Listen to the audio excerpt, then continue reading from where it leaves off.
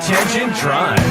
Ready to take charge of your future Tribe. in the trucking industry? Ready to take charge Join of your us for future in the CMC trucking Live. industry? Powered by Join us for Let's Truck CMC and Live Nastic. at the Powered by Mid-America Let's Truck Trucking and Show, Nastic. March 26th and Mid-America 27th Trucking Show, in Louisville, March Kentucky. 26th and Led by 27th Kevin in Rutherford, Louisville, Kentucky. CMC Live delivers Led by actionable Kevin insights Rutherford, and real-world CMC Live solutions delivers designed actionable to insights help and you real-world transform your solutions business. designed From to help cutting-edge you transform strategies to your hands-on business. advice, From cutting-edge this is the event strategies to that puts hands-on you advice. in the This driver's is the seat of event that success. puts you Don't in miss the this driver's seat of life-changing success. experience. Don't miss this Be there. life-changing Be unstoppable. experience. Be CMC there. Live. Be March 26th and unstoppable. 27th CMC at the Live. Mid-America March 26th Trucking and Show 27th in Louisville, at the Kentucky. Mid-America Trucking Show Register in now Louisville, at Kentucky. truckingshow.com. Register now at truckingshow.com.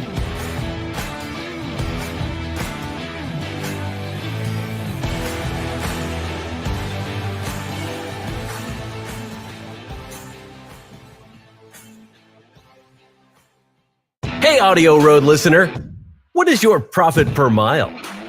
How about your cost per mile? Or even your bottom line? Stop driving blind and know your numbers. Profit Gauges is absolutely simple bookkeeping specifically for owner-operators. Instant access to business and tax reports that will help you increase your profits and keep your money in your pocket where it belongs. Sign up for Profit Gauges today and take advantage of our 30-day free trial. Know your numbers and master the journey. Visit our website at letstruck.com or call our Tribe Care Team at 855-800-FUEL. That's 855-800-3835. Your money, your taxes, your truck, and your road to success in the trucking industry. This is Trucking Business and Beyond, the show that puts the money where it belongs, back in your pocket.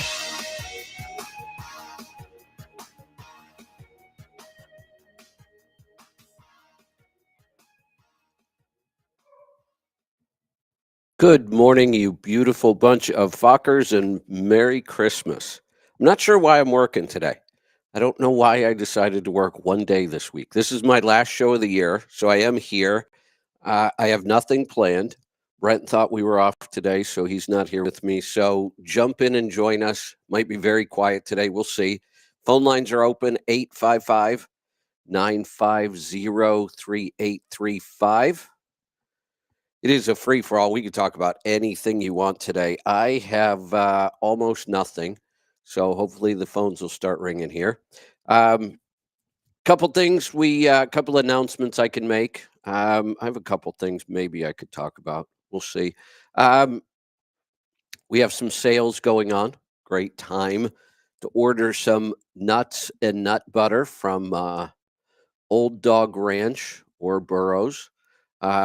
When you do, we're going to throw in a free pumpkin spice almond butter. That stuff is so good. It's really good on bananas. If you're eating fruit, I eat fruit every day. If you're eating fruit, it's really good on bananas. It's really good on monkey brittle too, which is bananas as well. All you have to do is order $60 worth of Burroughs or Old Dog Ranch and then throw in the pumpkin spice in your cart and you'll get it free. That's good until the 27th. CMC registration is now open. The CMC Certified Master Carrier is now officially a part of the Mid-America Truck Show. We're very excited to be part of the show now. So you can register at the Mid-America Truck Show site, which is truckingshow.com. You can go to letstruck.com, click on events, and then truck show, and you will see all the details there as well. That'll take you to registration. The CMC is now a hybrid program, so you're going to get 2 days of live CMC at Mid-America. You can do just that event, or you can skip that event if you just can't make it. The CMC is now a year-long hybrid program. So you can be at the live event, which I would highly recommend. And last year it sold out, and we didn't really start promoting it till really late last year. Like, I think we were within a month of the show by the time we got the registration up, and we still sold out. So we have a limited amount of space at this event. Space and putting on events has gotten really, really expensive. We haven't done a CMC. Well, we did last year, and last year we found out it was kind of sticker shock. We had been doing the CMC since 2005. The prices on doing events has just gone through the roof. So we've now made it a hybrid program. So for an entire year, you will get a 2 hour, at least a 2 hour webinar every other week. So you get 26 2 hour webinars, 50 plus hours. I cover everything I can possibly cover. We do some Q&A in there, but some weeks we do more than others. Some weeks I can barely get all my material in 2 hours. So a lot of people are combining the coaching program and the CMC.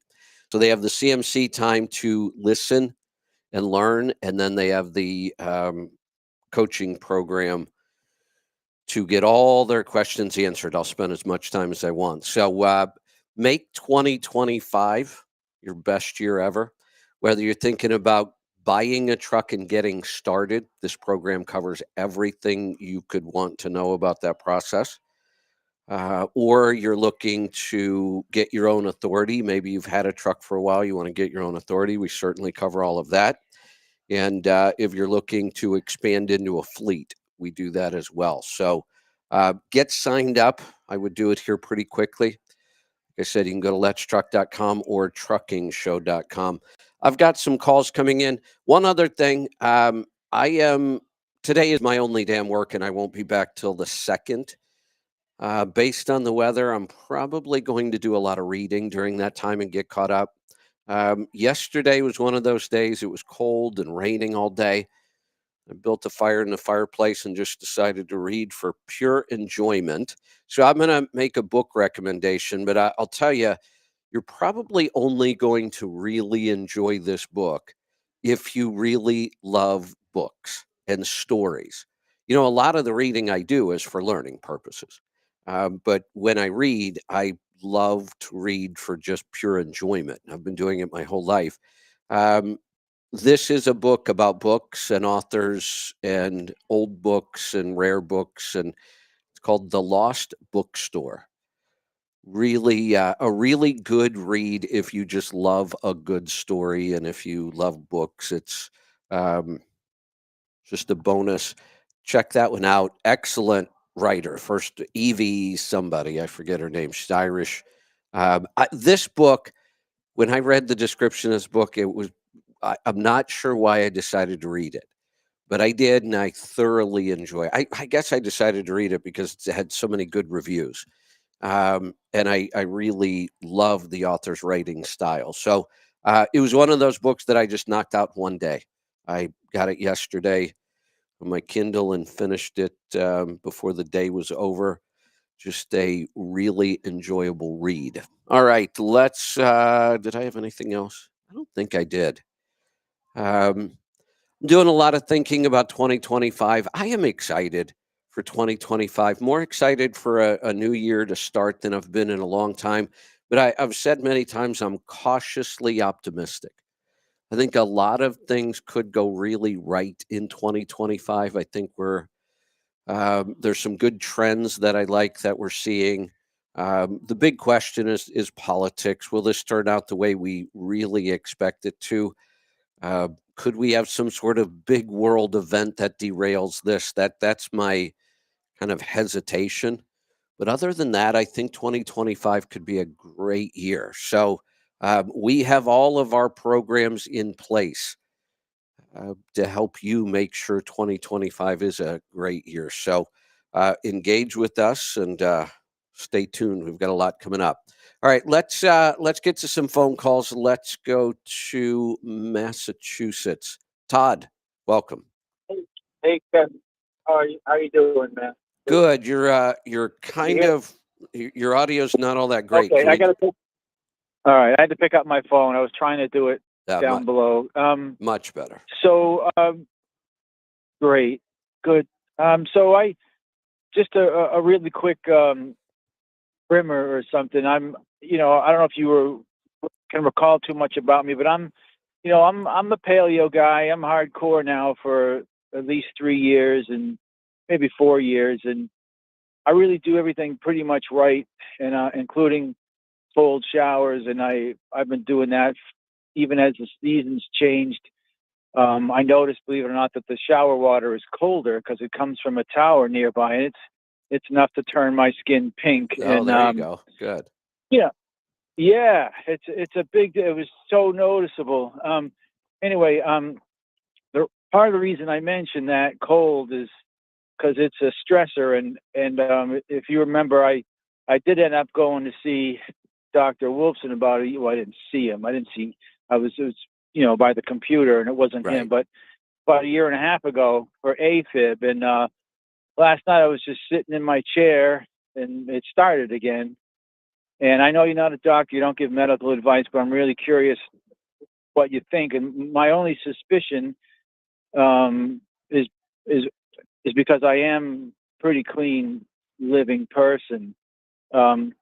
It's maybe it's a caffeine thing, and I don't drink too much caffeine, but like 20 ounces maybe, but maybe more some days, and chocolate.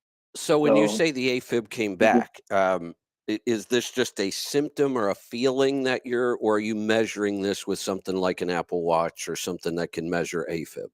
No, the first time I did, but I since got rid of that Apple Watch. And I went to the emergency room this time.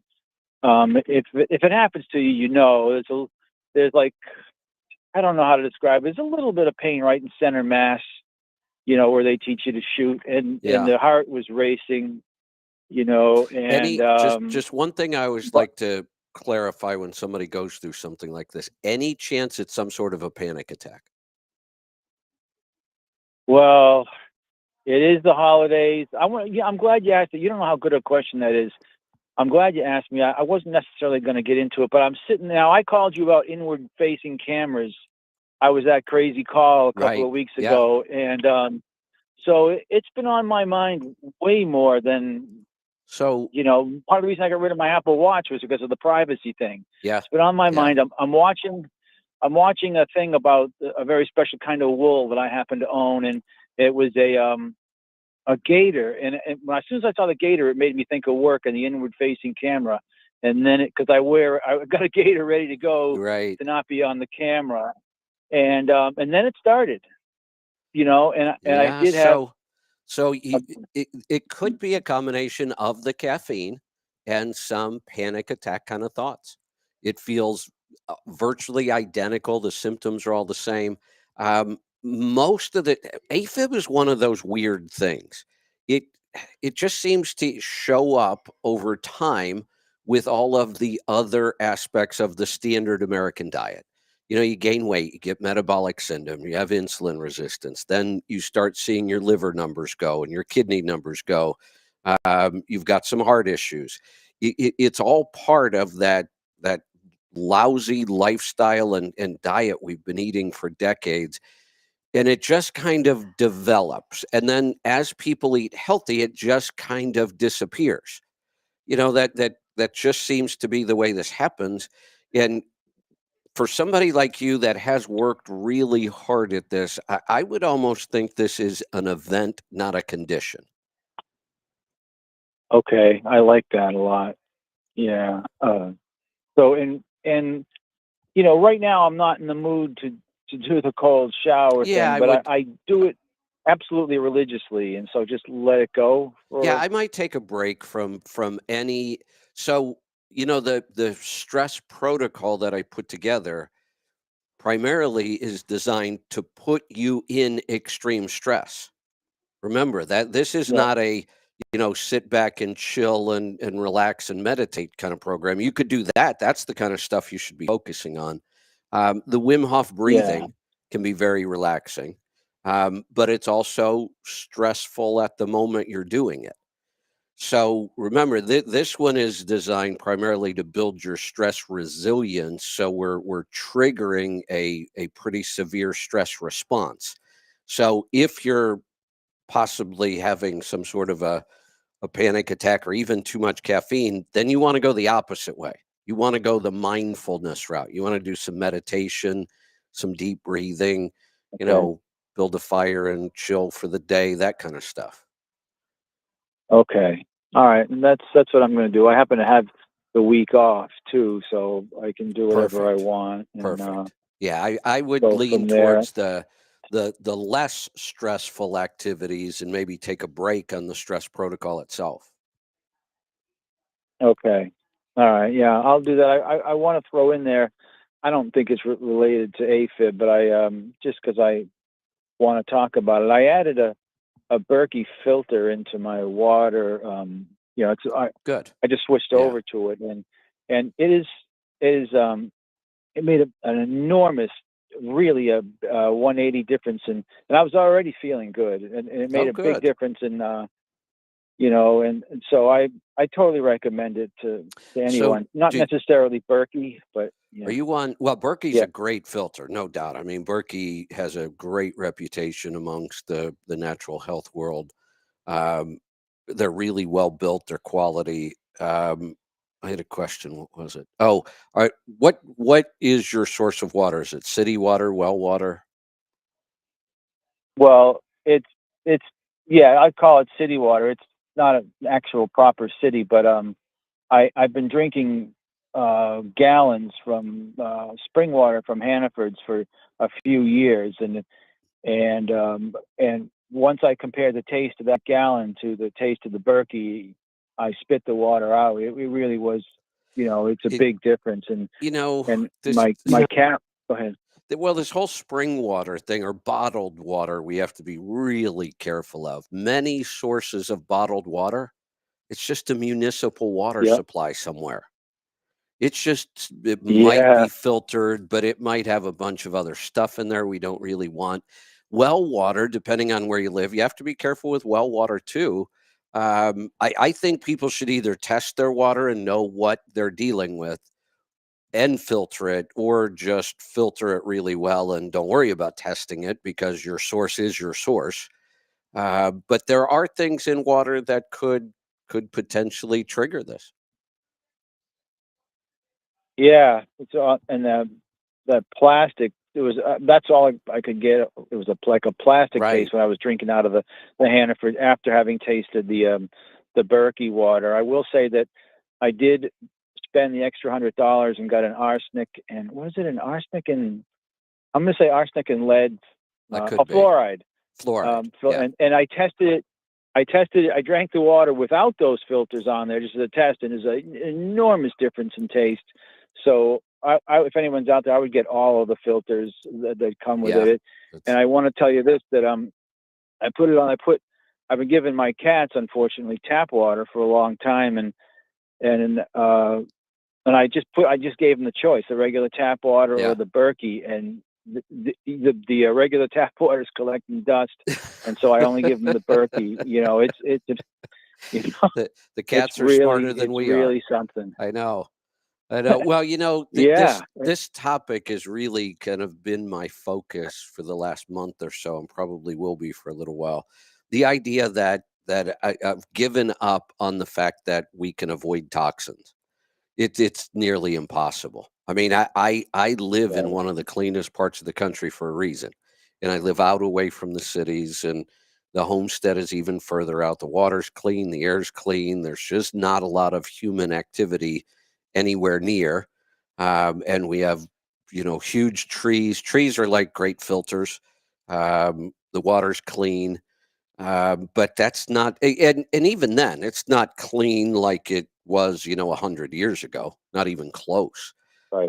And then you start Yeah. looking around the rest of the country, and we just can't avoid the toxins anymore. They're everywhere.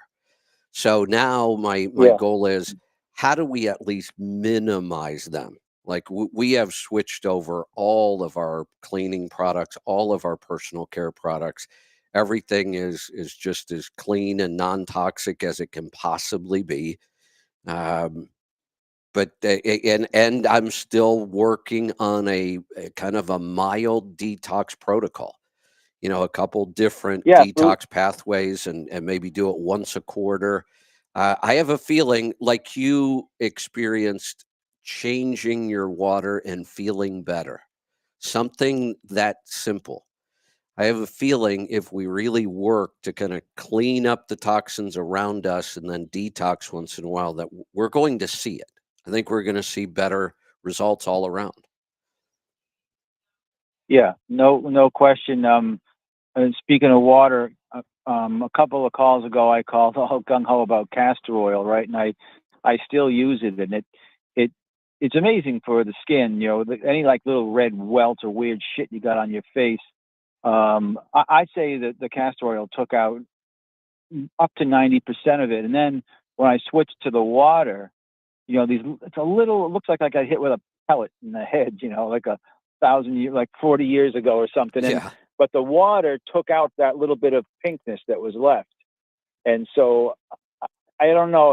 It's the ultimate or it's the ultimate solvent, right? In terms of humans. And I just I'm really gung ho about water quality, and Yeah. it's it's worth trying to Yeah. figure out how to do it in a truck.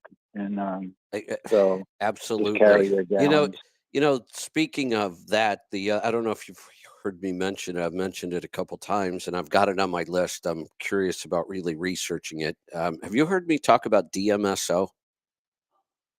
Yeah, dimethyl sulfoxide. Yeah, I know a little bit about it. I read at least a book or a chapter about it. Yeah, Yeah, refresh. growing up, this would, I say 80s, but actually it would have been in the 70s because I was still in high school when I first, and I had a weird story about it. One of my friends, his father was one of those, pushed him on everything, just constantly. And I was always competing against him my whole life. We raced motorcycles together, we wrestled, we were around the same weight class. So, but his father pushed him relentlessly. He was just one of those Yep. parents. Yeah. And so he was always hurt. He was always, injured, and because he was being pushed so hard. And then his dad started putting this DMSO on muscles and joints that were hurting. And he said it was incredible. The pain went away. He could, work out even harder. One night, though, we were going out, and I Mike was his name, and we were out. We were drinking a little bit, not a lot. It was pretty early in the night still, and the next thing I know, he is just trashed, and I'm like, "What happened?" Oh, And I can't even make any sense out of what he's saying, and it's so bad. I don't know if I should take him to the hospital. Finally, I called his dad, and we're talking, and I said, "Look, we were drinking, but not a lot. Something's going on." He had cleaned the area with rubbing alcohol and then put the DMSO on, and I guess the DMSO will carry the alcohol right into the bloodstream. That's one of the things yeah. that it does, is Why? it absorbs really fast, and if you put it on too soon, rubbing alcohol evaporates pretty quick, but I guess the way he did it, it was bad. But then, am I wrong? Isn't this used as an industrial solvent? It seems to me like I remember Yes, it using is. DMSO on the helicopters when I was in the Army, and it was like a crazy powerful solvent. Yeah, I think it's first cousin to vet to the history of seed oils. I can't remember enough about it, but it definitely has its genesis in the like you said, in the industry somewhere, and it Yeah. wasn't It, necessarily for human consumption. and it was really Y- popular for a while during the 70s, and it just disappeared. Now I'm following some health practitioners that I respect. They believe a lot of the same stuff I do, but a lot of people are promoting this now as a really effective painkiller, and I guess it's good for all kinds of skin conditions. But I'm thinking, are these people really recommending we put an industrial solvent on and in our body? And I guess they are, because it's a very net. I guess I still need to do a lot of research about it. I'm confused. Yeah, and castor oil is miraculous, but it also you can make ricin from it if you know what you're doing. Exactly So it's right. just Yeah, it's one of those things. yeah. It's just one of those things. So really quick about the DMSO and going through the skin and increasing the alcohol effect. I heard this story. I'm almost sure, and someone on your show mentioned her name. It's Barbara O'Neill. She's a naturopathic doctor. I took a course from her in 2015, a week long. Anyway, I think it was her that told all of us the story of a man who was such an alcoholic, right, that he couldn't drink anymore, or he couldn't drink because he had just had a trach done because he was a smoker and he had a hole in his throat or something. Like, I can't remember the details, but this is the way I took it from Barbara. She doesn't joke around. What this man and his wife came up with, I'm not making this up, is he rolled himself into like a backflip position, and she put a funnel in his backside and poured alcohol in. And because it can't make that up. Yeah. And because of it bypassed the liver and the kidneys, he died. Yeah, well, it was pure poison, and that's how poison alcohol is. It's full of poison. Extremely toxic to the human body. There's just no doubt about it. There are a couple other interesting cases around this. One, I've said that I'm kind of fascinated with the subject of addiction, and one of the shows that I watch, I've learned a lot, is Intervention. It's been on for years. There have been a couple cases. I didn't realize this. Sometimes an alcoholic can become so bad, and that these were people who could not go more than like 4 hours without alcohol. If they did, they'd go into seizures and tremors and all kinds of crazy stuff. But then sometimes they get so bad that their liver won't process the alcohol anymore. And even tiny amounts of alcohol keep them their blood alcohol level goes up into the 3s and 4s, and they stay there. Their body will not metabolize the alcohol anymore. At that point, they're almost dead. I mean, at that point, their body is in such bad shape. But then there's another weird situation that has gotten a lot of people in trouble. Not a lot, because it's fairly rare, but I've seen cases where people develop a certain gut bacteria, and that it's yeast based, I would believe, and it starts fermenting sugars and carbohydrates into alcohol. Just like when you brew beer or wine, you're converting the sugar into alcohol. That's the fermentation process. Well, these people develop enough dysbiosis that they've got such wonky gut bacteria that their gut bacteria starts converting sugars into alcohol. They get drunk they haven't had a sip of alcohol, and they're trashed, and their blood alcohol level goes up. They've lost jobs over it. They get DUIs, and then they have to try to prove that they absolutely were not drinking. A lot of people out there who are nurses who work in hospitals, I know this is because I have a house in Cape Cod, and the Cape Cod Hospital, they have a term, and it's not official, but it's called what is it? Not quite DN. It means not NQR. It means not quite right. Yeah. And my theory is, you see these people all the time, but they're not quite right, and it's like they're slightly drunk. Yeah. And they don't drink alcohol. You're right, but their stomach contents are constantly fermenting. And these are the people that we see that are just kind of slow, but they're normal, but they're slow. That'd be interesting. They're not to quite know. right. Yeah. That could be the case. Yeah. Sometimes it's severe. Yeah. Like these people are trashed, and nobody can figure out why. That gut bacteria is powerful stuff. It sure is. Hey, before you I know sometimes you just got to blast it. I want to make sure I say Merry Christmas on the air to you, Absolutely, just in case. Well, and I am going to move on because calls are starting to pile up. Okay. All right. Thanks, Kevin. Merry Christmas. Talk to you next year. Let's go to Lost Wages. Ron, welcome. Hey, good morning, Kevin. Good morning. What's on your mind today? I was wondering if you were going to be on today. I tapped the app and you were on, and I was at AmFest this weekend. I heard Donald Trump's speech yesterday where he talked about taking back the Panama Canal, Have you heard anything about that? It's just the headlines. I was actually looking at the Yeah. headline this morning. I didn't read any news this morning, but I was looking at some headlines. It says Trump responds after Panama's president refutes idea U.S. could regain control of Key Canal. So it sounds like Trump made a Well, comment about it, and then the Panamanian president said, yeah, it's not going to happen, but yeah, we'll see. yeah, well, we're gonna get it back. No problem. Donald will take care of it.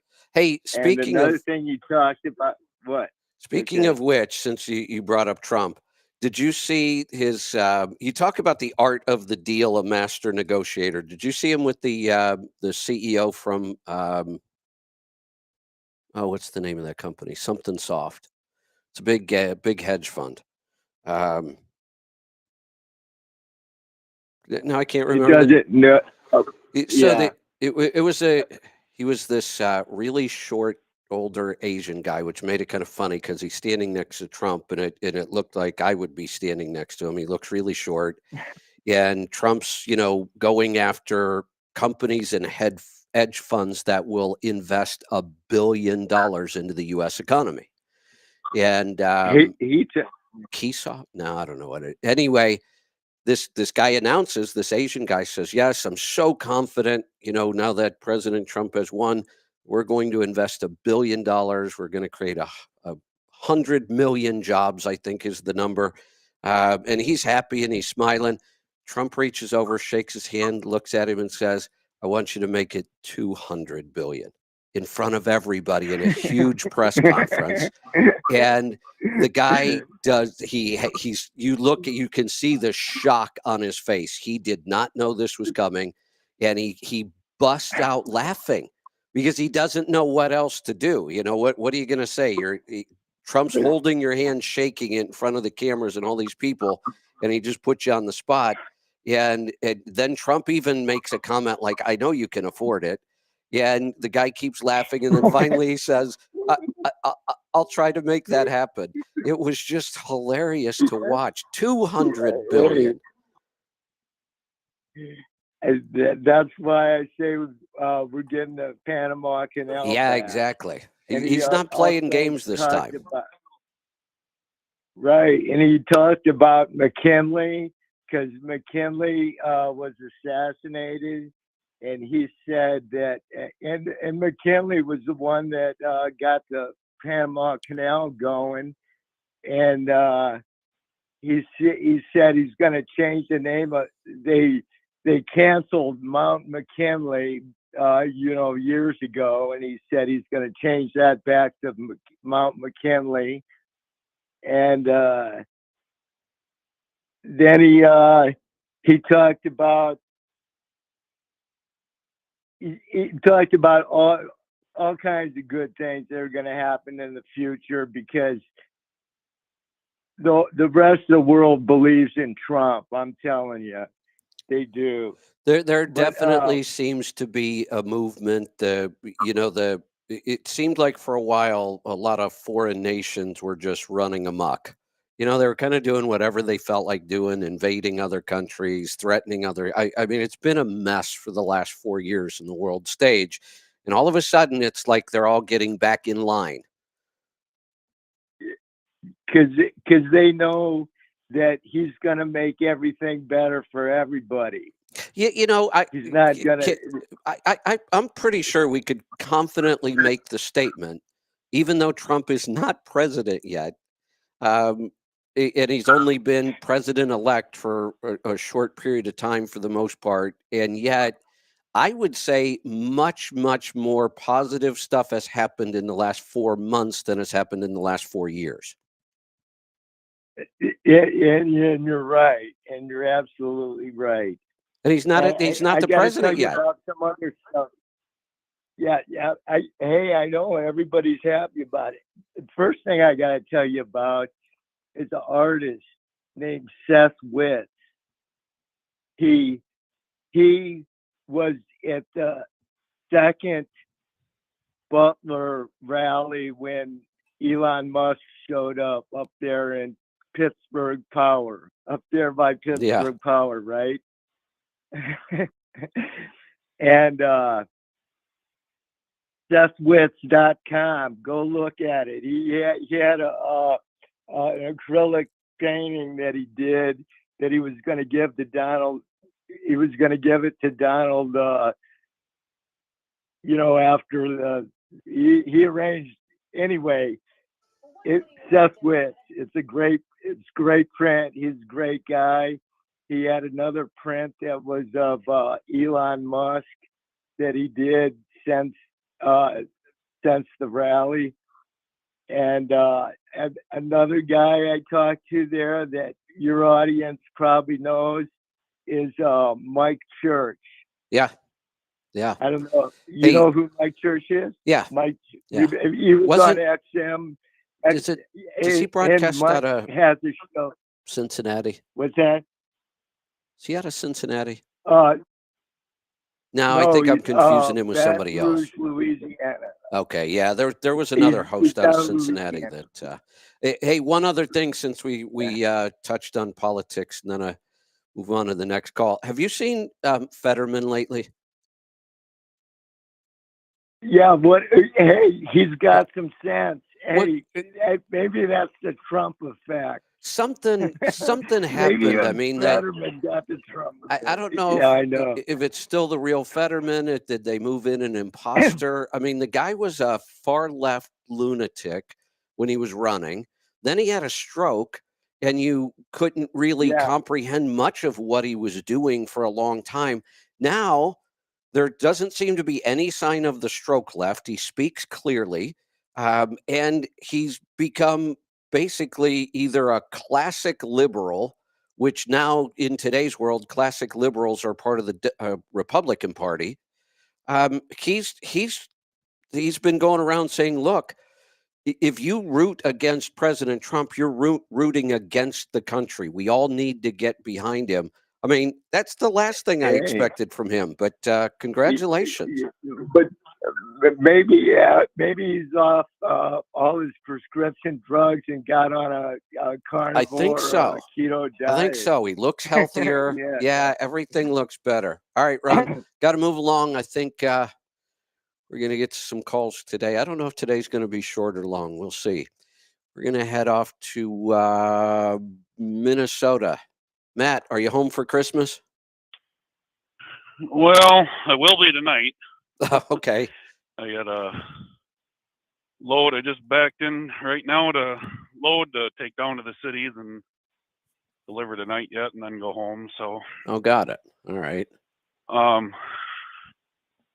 I was hoping Brent was going to be on today because I'm not sure you're going to know the answer to this. So, also I'll throw it out to the audience. Okay. My insurance renewal. Yeah. So I've got a second quote from a smaller insurance company, and it came in quite a bit cheaper by $3,000 some for the year. Wow, nice. The difference is it's a lower rated insurance company. Okay, so what's your Northland current rating? The one I've been with for a long time is a A++, which is the top of the market. Okay. And then the new one, if anybody's even heard of this, Occidental Fire and Casual of North Carolina. Yeah, Occidental's been around forever. An A- rating. An A-? Okay. Yeah, Occidental is huge. They've been around forever. So this gets down to some pretty minute details as far as the rating system goes. So it's so A- is still rated excellent. Let me see if I can find the list here. We're getting into some pretty A++. I don't think there is an A+. I don't know why they do this. Yes, there was. Was there? Yep. I don't think but there's not a regular A. So it's A++, A+, and then it goes to A-. Yeah. Okay. So A- still considered, I think, excellent, considered very strong, Excellent financial security. It's not at the top of the scale. The odds, though, and this is really all we care about, right? All you care about is if your truck burns up in a fire tomorrow, that they can afford to replace it for you. Well, that's not my concern. My concern is the brokers. That's why I was wanting Fred's Okay. opinion on this. I Okay, I just found it here. It's A plus plus and A plus are superior. right. Then there's A and A minus is excellent. And then B plus plus and B plus are very good, and it goes down from there. So I can say their name, but there's this large association in the owner operator world that has insurance, and I don't know exactly what their rating is, but I know it's not the top one. I know what you're And talking there are about. brokers That Yep. that issue had Certain nothing to. brokers won't. It had nothing to do with their rating. It had to do with some clause, and Okay. I don't remember what it was. Well, that's what I was going to say, because the one I know for sure is Landstar will not load anybody Right. that has this insurance, and they use the reason that it's not rated high enough. But Landstar is a carrier, and I'm assuming that's the reason they chose not to load anybody with this insurance.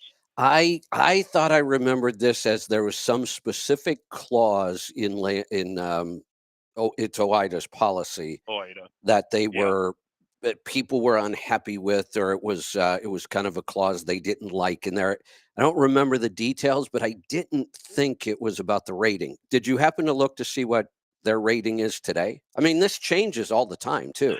No. Well, not all the time, but it can change at any time. I don't remember if it is A or A minus. I don't think it was down in the B rating, so it was still the excellent. I would be really shocked if there's a brokerage out there that wouldn't accept an A minus. Okay. One of the things you could do, you could call your brokers, ask them. Yeah, I didn't do that yet today. And they'll also they'll know their policy, obviously, but they'll also know what the general consensus is amongst brokers. Okay. So just to give a little background here, I had a claim,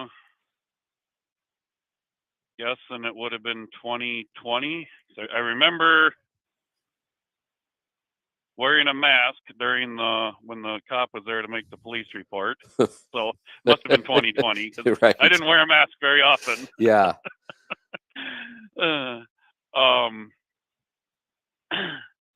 And it was a hit and run. I mean, I was sleeping in the truck and somebody took my hood off. Oh, nice. And I recognize the name of the trucking company, but we don't have pictures and the trailer number or anything. It was a big fleet. Yeah. And so it went on my physical damage of $18,000. Yikes.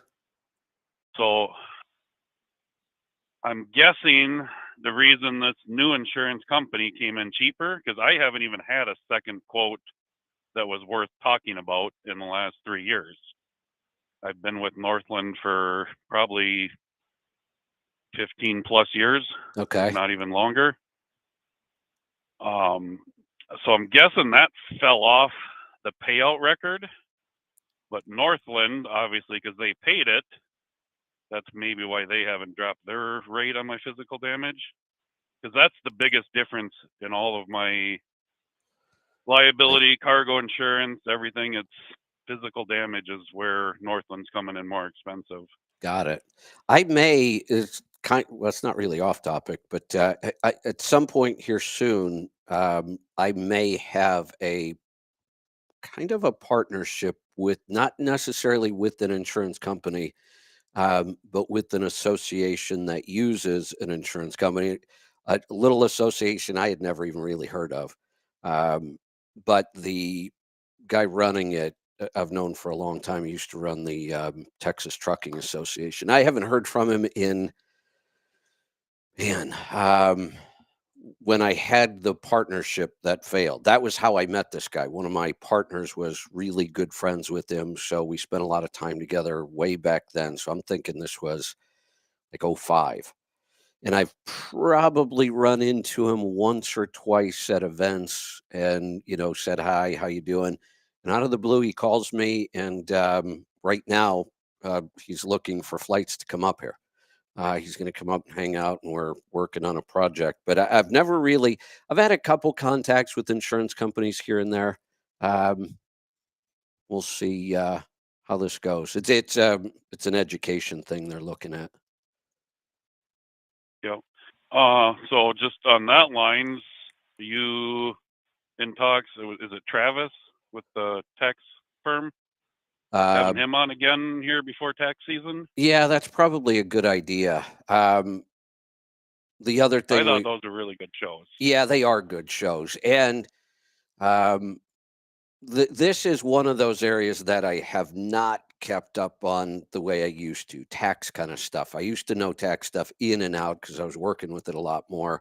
Once we kind of settled with Travis, I stopped doing a lot of that because I know I can just always call him.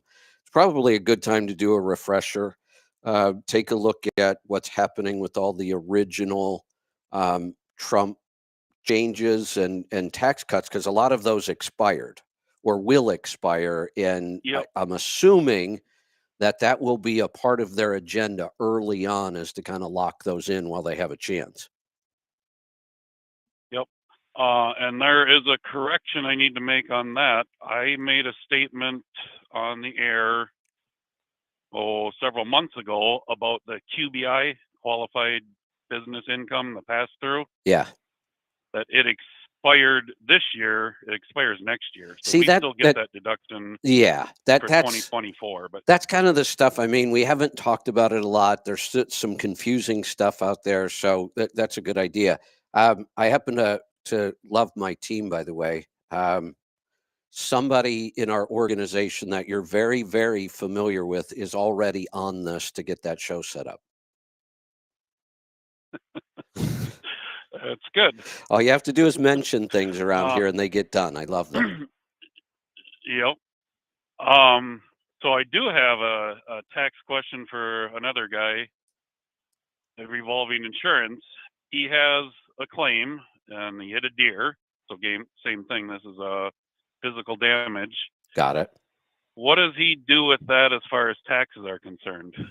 So I was told go ahead. it's a non-tax event. You don't even claim the check he gets. So this gets a little tricky. And I think somebody may have given you bad advice, but this isn't always handled properly either. If you're not going to claim the revenue, then you shouldn't claim the expense. Yes. But people do claim the expense. They have a big repair bill from a shop. They throw it into maintenance because, that's what we do with all of our receipts, which is fine if you're going to claim the revenue. If you don't claim the revenue, you can't claim the expense either. So you can do it either way. I prefer to show the revenue and you just put it under other income and then take the expense. Okay. I think that's the more proper way of doing it. I would rather, it's going to work out the same tax-wise because the income comes in and goes right back out, nothing taxable. So you could leave it off and you end up with the same result, and the IRS will never penalize you because there's nothing to penalize. It's not like you cheated and got. Now, if you don't show the income and you take the expense and they catch that one, then you're going to have to pay that back. That's a mistake. But some people leave both off, and that makes sense, which is fine. And then there's never a problem. They can't fine you or penalize you because you paid the proper amount of tax. I prefer to just document it. It's not hard. It's 2 entries. We just throw them in there and be done with it. And then when we go back and look, we can see what happened correctly. Otherwise, in an audit, the bank might see this big deposit into an account and wonder, hey, where did this money come from? And now they're just going to open up an audit to just figure out where this money came from. And most of the time you're going to say, oh yeah, it was an insurance payout. I just didn't put it on, but I didn't take it. But I don't want the IRS questioning things. So I would rather have it all documented. So if they see that big deposit, they see that I showed that as income, and then they just move on. I don't want them starting an audit for any reason. So, and that statement, I heard that from a truck driver, not from my accountant. Okay. And I guess a way to probably put it into context where it would be true is if the insurance company writes the check to the shop. Yes. That's Then a you non-tax could. event because the money never came through your account. That But makes if sense. the check Right. goes through your bank and through any of your accounting, you should document it all. Put it Right. in your accounting. Right. Yep. Yeah, that makes sense. So you want to talk about transmissions, 18 speeds? Sure. Because I've gotten a few messages. No, More I'll than bet. one. I'll bet. And one of them I forgot because I don't know, it's just not that much of a topic sometimes. And one I've always meant to correct you on when you make an incorrect statement about an 18 speed. The incorrect statement is when you talk about them being heavier.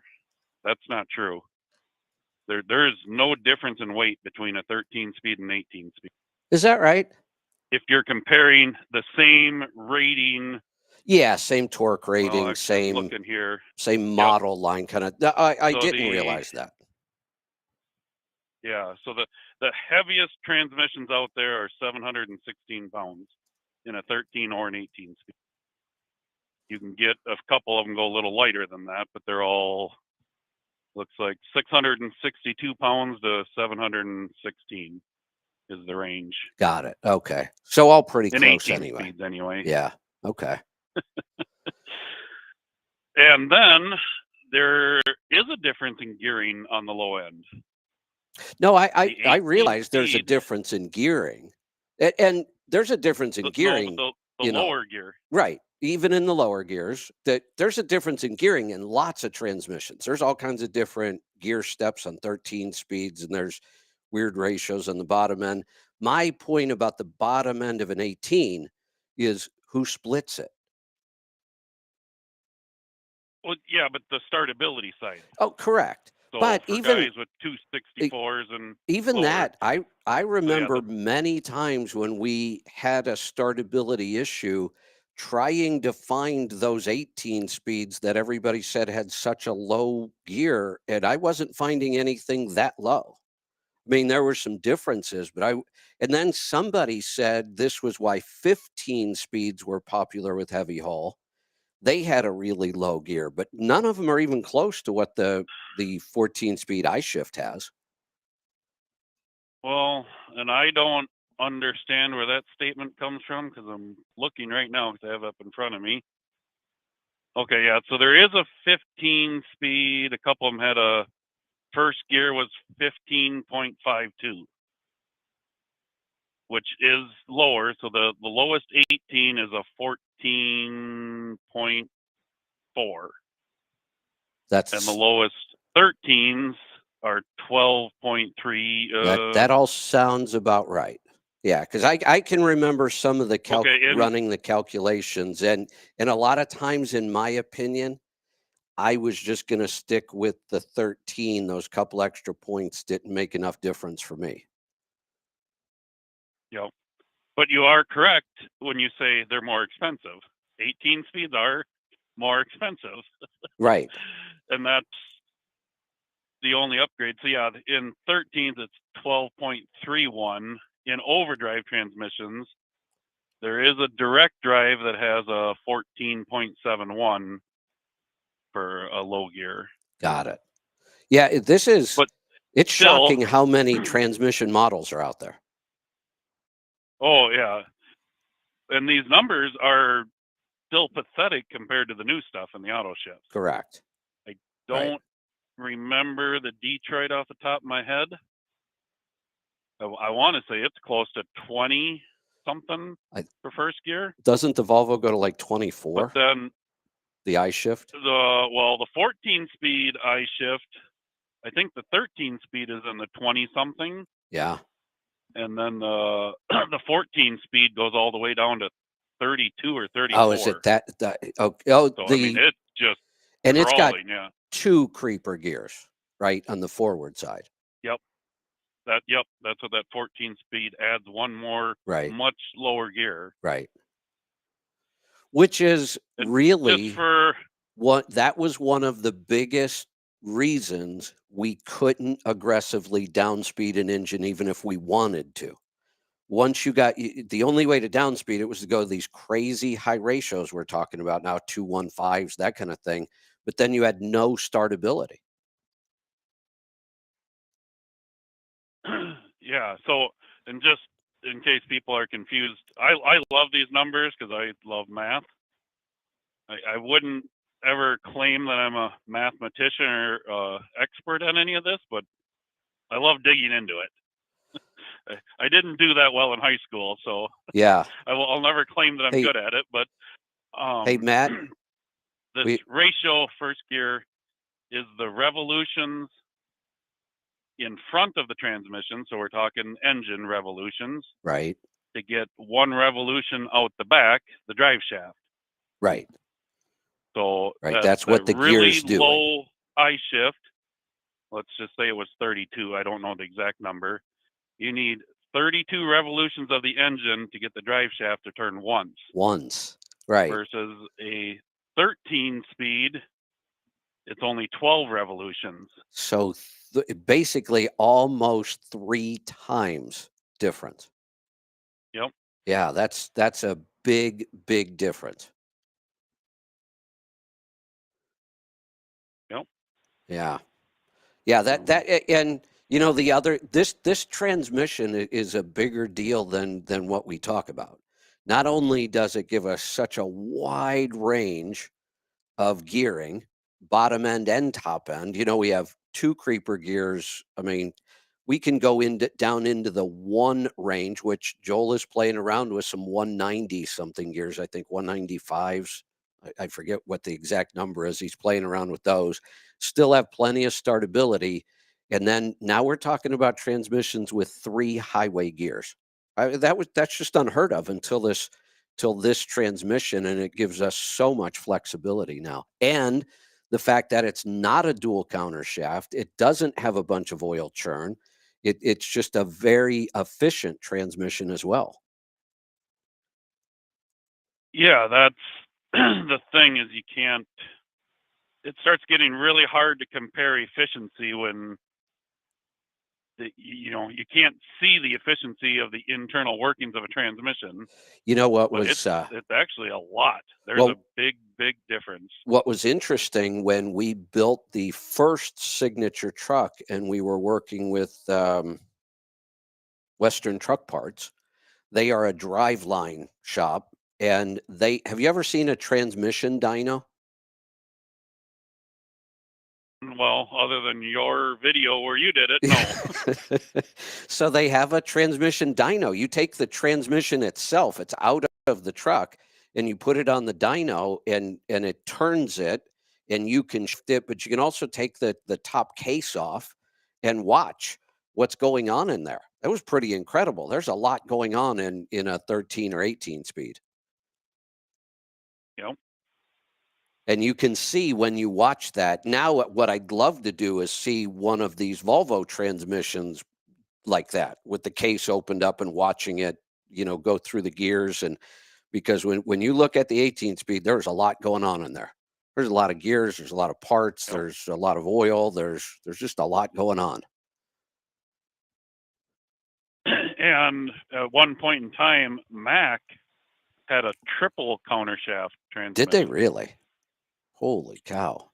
But it was an off-road, or designed for off-road work, and very, very heavy duty. Wasn't an efficient transmission. Yeah, right. That would make sense. It was strong, bulletproof, and made for working. Yeah, that makes sense.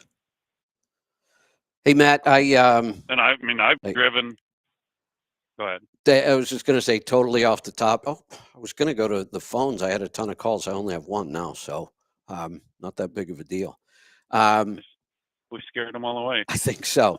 I posted something last night because I was just into reading yesterday, and I got thinking about stuff. Growing up, I had a bookmobile. I'm surprised I posted, and people are like, "What is that?" That Yeah, was I seen your post.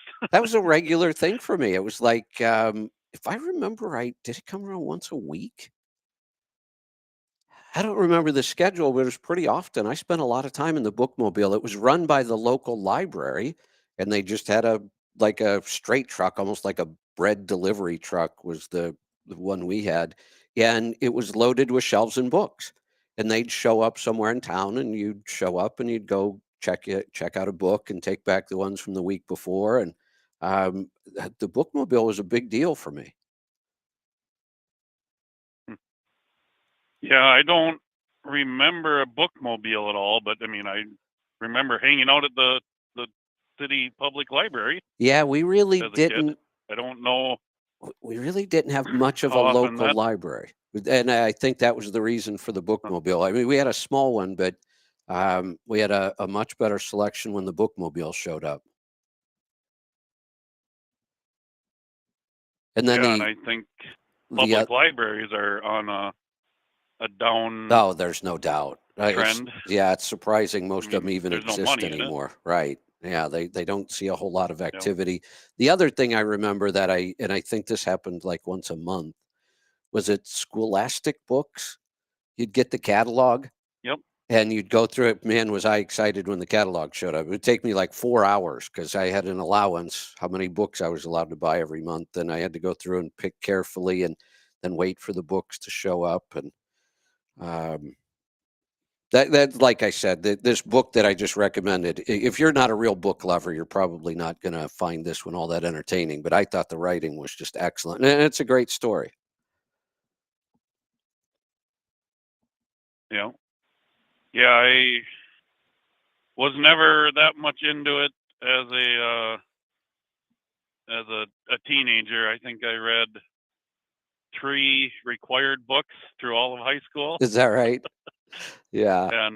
But yeah, I was just looking at this the other day, and it's on a different computer. But I think I'm just shy of hitting 300 days of audio Wow. on downloaded books. That's a lot. That's just downloaded books. Right. And actually, today I'm listening to more podcasts that I am probably audiobooks.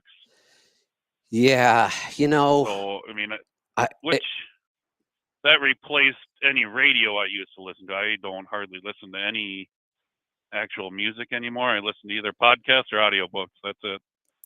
I am. I'm thinking, and this is really, really early, but I've got an idea for kind of a big project we might take on. I'm not sure, because I don't see the future for, honestly, I don't see the future for satellite radio. I think it's outrageously expensive for them to put up satellites and maintain satellites, and they have a bandwidth problem. They used to cancel my show on the weekends all the time, preempt it because they didn't have enough bandwidth for sports. I mean, we think they have it. It feels like they should have unlimited channels. They don't. There's only so much data that they can stream back and forth from those satellites. And that the number of satellites they have up determines the number of channels and the bandwidth, and they have more content than they have channels. So they're limited, and the only way they can break that limit is to put up big, expensive satellites.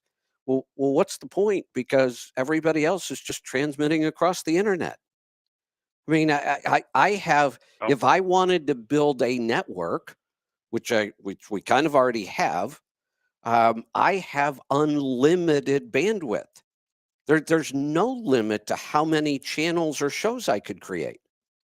And they're limited. They're very limited. And they have to preempt shows, and everybody gets pissed off. Doesn't matter what you preempt, you're going to make somebody unhappy. And they're pretty stuck in their growth. So, and I think they're way behind. I know they podcast, They used to podcast my show, but they'd only leave it on the network for a week because, again, they're Yep. limited on hard drive space as well. They could upgrade that, but they don't. And their podcast Well, app it's not really cheap. kind of sucks. Nope. So I think there's So an I opportunity. I gotta. think at some point you're going to start seeing podcast networks around topics or industries. Oh, yeah. I mean, technically it's already happening. Correct. Right. Just All not. the technology Yeah, is that. I mean, it's gonna grow. yeah, Yep. we kind of already, we have one show outside of our own right now, but we're talking about adding other shows and creating kind of a network. So when you come to our network, here are all the shows that are available to you. Now, the thing about podcasting, the problem is it's not user friendly yet. It's not very complicated, but it's still not the same as think about in our industry, a driver gets a job at a trucking company and they have satellite radio in their truck. I mean, he just gets in and turns the button. Eventually he'll find the trucking channel, either like it or he won't. Podcasting is not that simple. You've got to kind of be more deliberate. You got to know what app am I going to use, and there's all kinds of apps. What shows do I want to follow?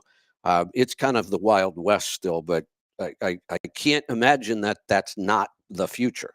This is how we're going to get our news and entertainment, I believe. Unless some new technology comes along, I don't know what that's going to be.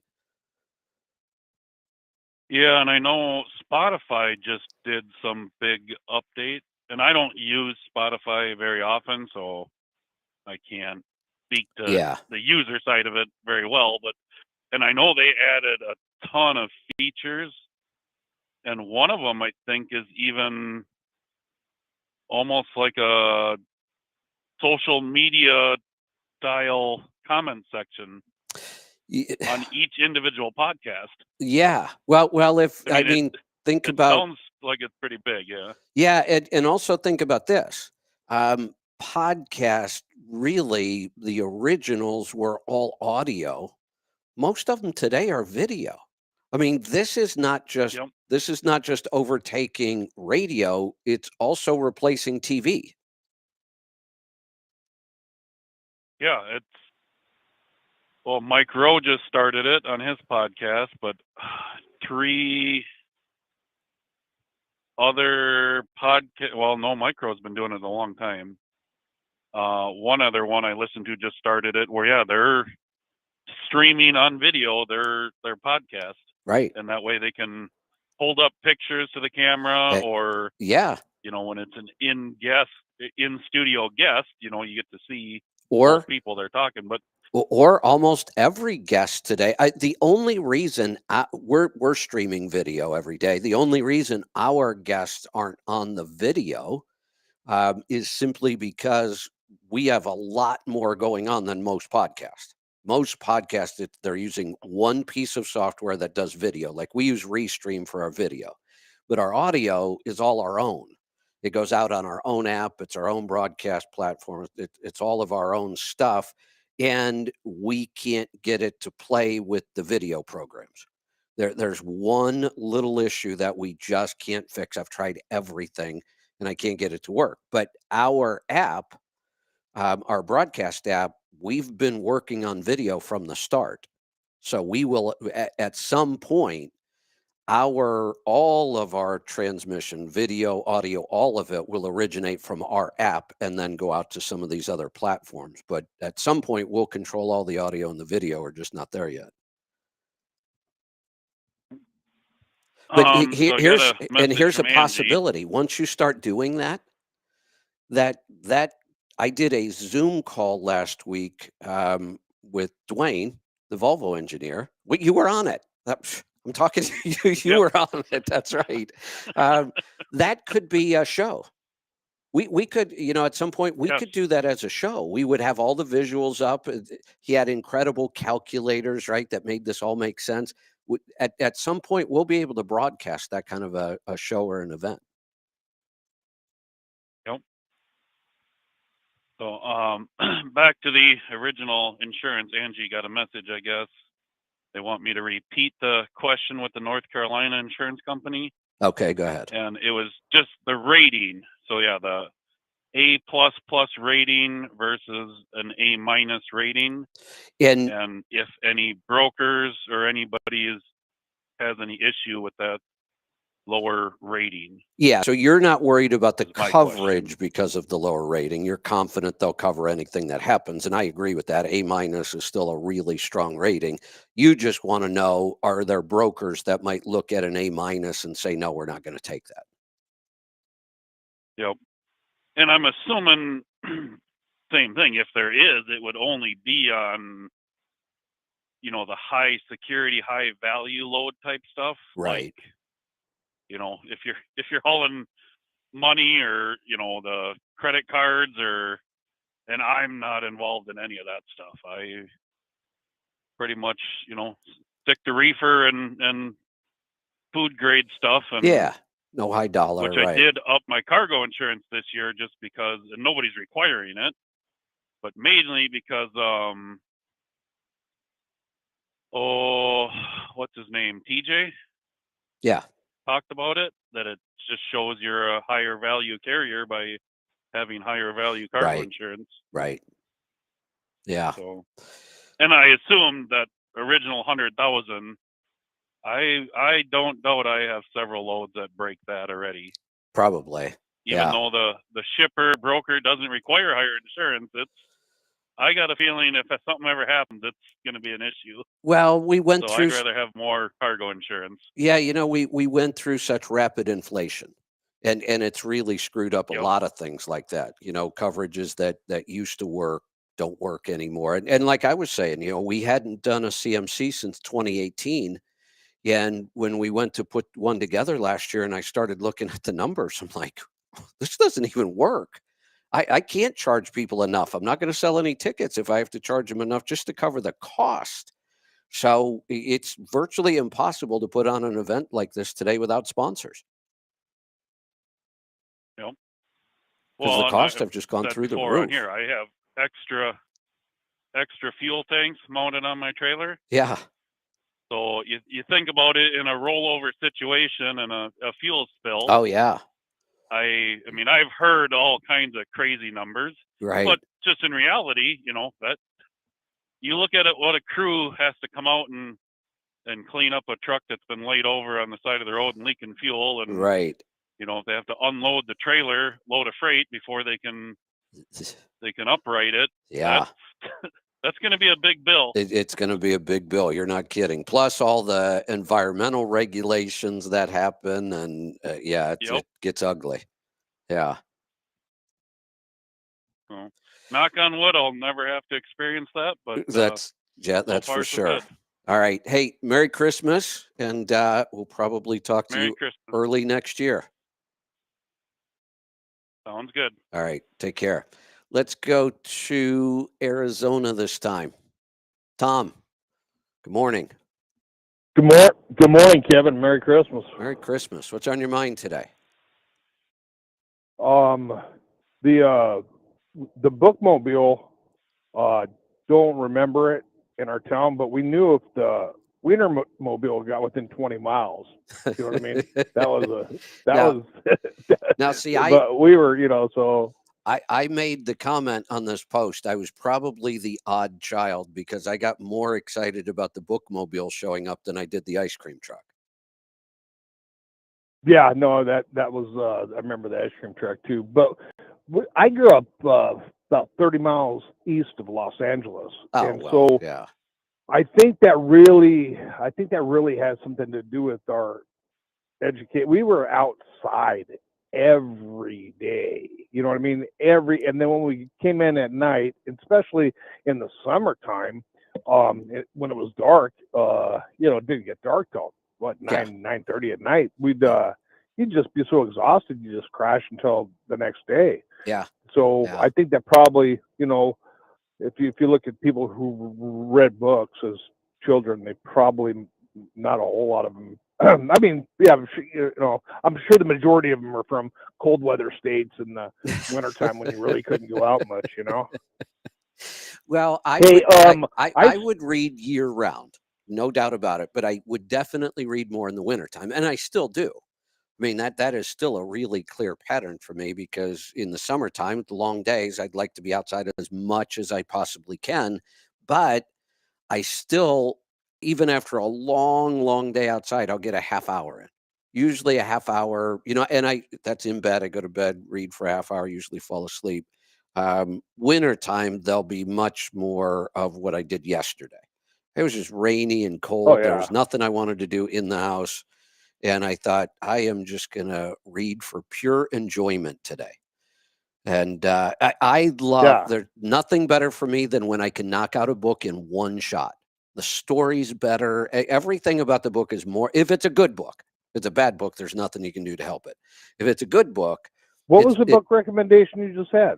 I missed the first 10 minutes. I didn't think you'd be on today. Oh yeah, and I kind of prefaced this one by saying you're only going to like this book if you really love books and stories. A lot of the people, most of our book recommendations on the show are not novels and reading for enjoyment. They're reading to learn something, a lesson, that kind of thing. This is just Yeah. pure reading enjoyment. But you're probably not going to enjoy this book unless you love books and stories, because it's a book about books and authors and stories, and it's called The Lost Bookstore. It's just a really Oh, okay. interesting storyline, and the writer's just incredible. It's just that writing that no matter what the topic is, I just want to keep reading because the writing itself is so good and Excellent. the story's good, but it's just pure enjoyment. I mean that's all this is, and That it's a good story, and just really good writing is what it is. So and I was able that, to that knock it out in one day. oh, excellent. The yeah, no, that sounds like something I'll tackle. Hey, I sent you TJ just posted his cat scale ticket, and I I just was sent it wondering why over you were to sending you me on a X. scale ticket. Well, read that bottom there where it says in the black, well, California.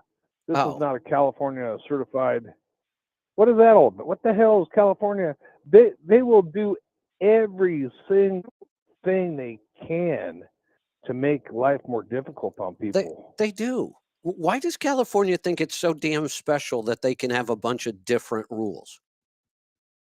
But because it is, because it's the seventh largest economy in the world, if you go by country, and you Well, see now, and there's another thing. So Oregon and Washington followed the CARB rules into what why you guys can't buy oh, speaking of diesel. I which, mean, did Freightliner quit.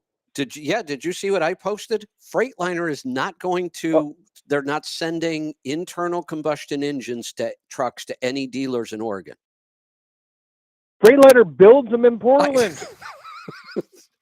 you can't make this stuff up. I know, but You can't make this shit up, I Kevin. they're putting in these limits that you have to sell so many of each one of these classes of electric vehicles, except the vehicles don't even exist.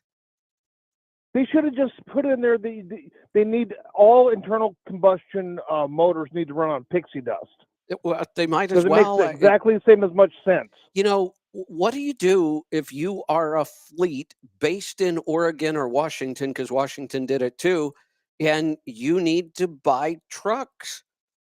You're not going to buy electric trucks. Do they not get that? Even if those trucks were available, nobody wants them yet. Well, Old Dominion goes about 2.5 years and then replaces them. I think further line haul trucks. I Probably think they because just they run them run those things round the 24/7. clock. Yeah, and then so will that affect the registration? And then why is this not covered under the Chevron deference Well, decision? Because yeah. the EPA is not elected, Well, wait a not an minute. elected This isn't entity. this isn't the EPA. Well, that's where it started, and then it went down to Well, who's right, but supposed to be in charge of it now. Well, no, what I'm saying is these are state issues. This isn't the EPA. This is the state saying we're doing this. Well, That's that just interferes with interstate commerce. then. exactly. That's the clause that should have never allowed this. I don't know that the Chevron deference would do much about this, but the original commerce clause should have stopped all of this kind of stuff in California, and it didn't, and now it's spreading. And I can remember back in 2005, everybody screaming at me, "Oh my God, it's going to spread everywhere. It's going to be all over." And I said, just chill. It's not spreading yet. It might someday. When it does, we'll deal with it. It now 25 years later, it is or 20 years later, it is happening, and we're going to have to deal with it. But there was no point crying about it 20 years ago. But now I don't know what's going to happen, and nobody seems to understand how these rules even work. If a fleet, what can a fleet buy these things out of state? And register them out of state, but then operate them in Oregon? I don't see why not. I used to, when I lived in Florida, I used to register all of my trucks in Oklahoma because it was cheaper and there was no sales tax on commercial vehicles. I had no connection to the state of Oklahoma other than I hired a company to be my agent there. So I had an address, and then I could register all my vehicles there. See, 98% of the trailers have never been to Maine. Right. They have Maine. Yeah. They have Maine license plates on them. That's what I mean. Industry, every one of them, will always find a way around these kinds of regulations. I posted the other day the picture of the raw A2 cream, like the holy grail of dairy for me, raw A2 dairy. I don't think it's going to get any better than that. Except try to find it around the country. In Oregon, can't buy it. I can't even find any. Nobody even bothers. So I have a farm in Pennsylvania that makes all kinds of dairy products. I was shocked at everything they make. They make raw cottage cheese. They make raw yogurt, raw cheeses of every kind of cheese you could imagine, just about, you can get in a raw version. Raw milk, raw half and half, raw heavy cream, all of it. Raw, I think they had raw sour cream, raw butter. They have all these products. Most of them have to be labeled for pets only. That's on the label, right on the front, for pets only. And then here's the crazy thing. It's not like they're trying to hide this, that they're getting around the rule. Because when you go to the web page for each product, they have bullet points, all human grade ingredients, all human grade sanitation, all human grade this. They make it very, very clear that this is safe for humans. It's all human grade. They followed all the right rules when they produce it. And then they specifically say on there, we have to put the words for pets only so that the FDA, so that it's what a joke. Come on, we're alone. Right. Yeah. Not only are we just ignoring the rules, we're telling the FDA we're ignoring the rules. Right. Yeah, and until you piss somebody off there. Did you see what I replied? Because that girl said, "Should I drink this? It's pet only." No, I didn't see the reply. I would drink it until I would drink it until I ran around and started sniffing other people's asses, and then that might be enough. And then might cut back a little. Yeah, so here was my analogy. This is, now think about this. This is a huge operation for this farm. They ship all over the country. They're shipping stuff that has to remain really, really cold. That's a big deal. Yeah. And they've built their business absolutely flaunting a federal regulation. And they say it right on their website. I mean, that's what business does. So it's only a matter of time before one of these liberals that are in charge of the FDA. Well, now, hopefully with Trump in there, right? But you piss off one of these idiots in government, and they've got so much recourse. Well, companies are fighting back. So here's my analogy: if all these people screaming about broker transparency think that it's really going to matter. I don't care what the FMCSA decides. I don't care if they say the waivers are illegal. Right now, the waiver is the simple answer. The waivers are legal. Right. If the FMCSA somehow rules different or gets it changed, here's what will happen next. It's already in the works. Exactly what will happen. We're working on one ourselves. You will see private networks.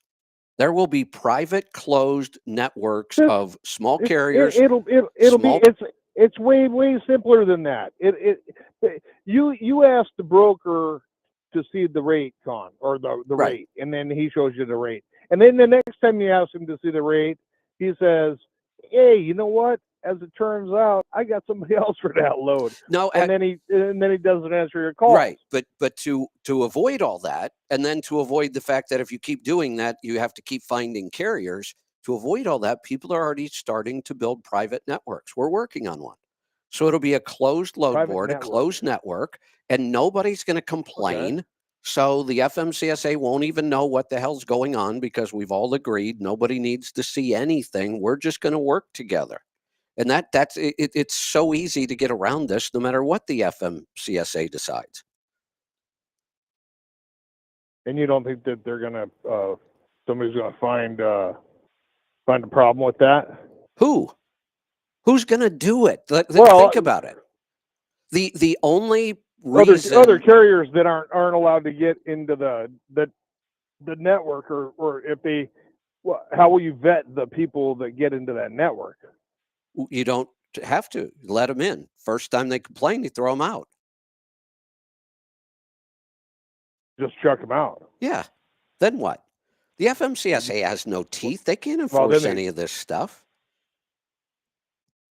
They try to, but the other carrier will probably try to sue you They if might. he wants to go that far. But he probably won't, because he's the same guy that's losing money, because that's why he wants to see the rate, and you know what I mean. So yeah, that'll cost him too much money. And there will, I doubt very much you're going to see attorneys take on cases like this with no charges. We'll wait and see if we get us. That's not going to happen. Oh no. That's not going to happen. You're going to have to pay for your lawsuit up front. Oh yeah, your lawyer's gonna have to write. Yeah, and then the one you can afford is so shitty that it's not gonna matter anyway. Yeah, right. Like the ambulance chaser over there at SBTC. You mean like that guy? Yeah. That guy is the guy that you were referring to as with the little asterisks about notes. See notes, I think, on your post the other day that you said was cringe. Oh no. I'm actually talking about legal counsel for SBTC, that law firm. The one that sends me cease and desist letters all the time. He's an ambulance chaser. That's all he is. Oh, okay. Yeah, I was talking about the whistleblower. Oh yeah, that was the one I was commenting. He does that shit. It's so ignorant. And really, it's just, the people that I see do it, and I've seen other people do it too. The people that I see do it, all they have nothing else to say. There's no substance in the post ever anyway. So I guess this makes them feel like they have something more to type. I don't know. It's just a horrible. He put in there something like asterisk, and then looked over his shoulder with a you know what I mean? I'm like, dude, yeah. So that's when I knew that somebody was special. You know what I mean? Exactly. That's when I quit. I left him alone. I'm like, I can't even tease this guy. He's I know. borderline. He needs to be tested. Did you see? So you don't do much on Rumble, but I think you might want to change your mind on that a little bit. Rumble is up 50% today. And Dave Portnoy had the CEO of Rumble on, and I guess they got a $750 million from some. I want to say it was a cryptocurrency that bought a bunch of their stock. Been in the works for only about a month, and I think Rumble's really trying to take over and I think they might be even start accepting crypto. I'm not 100% sure about that. I'd have to ask I'd have to ask Aaron if we're actually on Rumble or not. I know we were trying. The software we use doesn't specifically connect to Rumble itself, but there was a method to get it to do it, but I don't remember. Some of them, like Instagram, we actually have to set up the show every day. That's kind of annoying, but it's Yeah, just and that's too much of a pain in the ass. it Yeah, is. you know, I keep saying that I'm going to do it, and I don't do it, and then then I'm going to do it, but I'm like Pavlov's dog, where I'm still on Google. You know what I mean? Instead of DuckDuckGo, which is I don't know if it's really much better.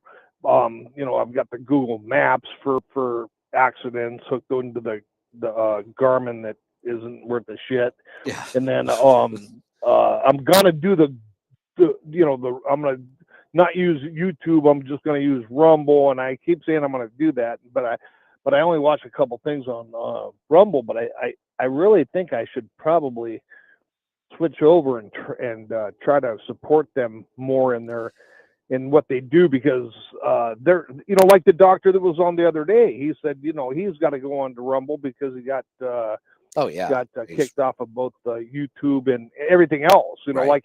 Like when you post, and they're looking for content. So I think Rumble might be a good place for you to go. Like I said, I know we attempted it. I'd have to ask Aaron if I was just looking on our stream right now, and I don't think we're streaming to Rumble, but I can't remember why. I think we might have to do some custom programming to make that happen. And then, like I said, Instagram, even if you do the custom programming, you actually have to do it every day before you start your show.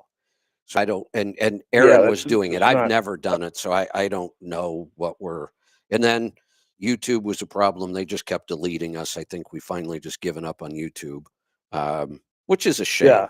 I mean, honestly, do you really think that I say stuff that shouldn't be allowed to be on a platform? No, but you talked about the elephant in the room, and vaccines is that's the one that gets us almost every time. It gets you every time. Yeah. And then so if you are you paying any attention? So Trump just posts mostly on Truth Social, but then somebody will post it over on X. Yeah. He doesn't post much on X, So he started out with Canada being the 51st state, and then that was funny as hell. And Trudeau went down there. Did you see that picture where somebody AI'd Trudeau in the sitting next to Trump with his God, what's that girl's name? Yeah, I saw with that his one. legs crossed. Yeah, he looks so good. And then then Trump. What was after that? He hold on a second. Then he went with the Panama Canal. Right. So that's and he's I think he's serious about that Panama Canal thing, because then he posted the flag in the middle of the canal. You know what I mean? It's hard to now tell. It's Greenland. I know it's hard to tell whether he's just trolling people. No, it's $500,000 to get some of those ships through the Panama Canal, and I think he's just that's excessive, to say the least. Somebody just sent, when I'm on the chat, I get messages from all the different platforms, Facebook, LinkedIn, all that stuff, X. And somebody just sent me one from, somebody asked me this before, I think. I don't know why people are asking me this. It says, have you seen your podcast on Sirius XM yet? Somebody asked me that before, and I said, why would you think my podcast is going to be on Sirius XM? They kicked me off. Why do I keep getting asked this question? That's really odd. I know. And then the first time they made it sound like they heard me on Sirius. The first time somebody asked me this, they were saying, did you realize your show was on Sirius XM? I'm like, no, it's not. I don't know what they're thinking. Better not be, right? Well, absolutely better not be. But speaking of satellite radio, You know, it hadn't really been around that long. What, 25 years? Is that when XM, Sirius, So I both can of them came out sort remember. of the same time? I can remember in '99, I did my first seminar at the Louisville Truck Show. Um, I've told that story 1,000 times. I wasn't the presenter, and then the presenter bombed, and then I ended up answering questions, and then they fired the presenter and gave me the job. That was the Partners in Business program in '99. On the flight home then, I remember reading an article in Barron's Magazine about satellite radio, that it was just getting started. And then I remember working with Mindy Baker over at Midnight Trucking, and this was around 2000, 99, 2000. I met her at the Las Vegas Truck Show that year in '99. We shared a cab, and I told her, I'd love to come on your channel, and I chased her around for about a year. And then finally, well, it wasn't quite a year because the Las Vegas show was in the summer. The first time she gave me a chance after that was like the next March. And I came on and did a tax thing. And then she actually became the program director for the original trucking channel on Sirius. Sirius XM were two different companies back then. She became the program director. She was doing it on the side because she still ran her AM channel. But I remember talking to her and saying, Mindy, I would really like to get a show. And she said, Kevin, you are far better off just being a guest on our show right now. We have like 10 times the reach of satellite radio. She had back on AM back then. And she said, there's just nobody listening yet. She said, so we'll keep an eye on it. And then as it did start to grow and I was working with her, we were talking about putting on a show. Here's something else funny that happened. I just remembered this. Did you ever listen to, oh God, I'm drawing a blank on his name right now. Tim Brady did a show on, no. So Tim did kind of the same thing I do. Tim had been an owner operator for a couple years, not a really long time, a couple years. He was in the moving industry, and then he got rid of his trucks and he started doing like classes and trying to teach people how to do it. He overcomplicated everything. I mean, you love that. He right? had a formula to figure out exactly what his truck was making per hour. And he used it. But here was the goofy thing. It was this long, complicated formula. And he was bragging to me that he had the formula patented. I'm like, come on. You can't patent a formula. It's math. Why would you even, right? It's just math. You got a formula for the formula. Right. You got a formula for the formula. He had this so overcomplicated. And that was how he did everything. Oh, you got to be kidding me.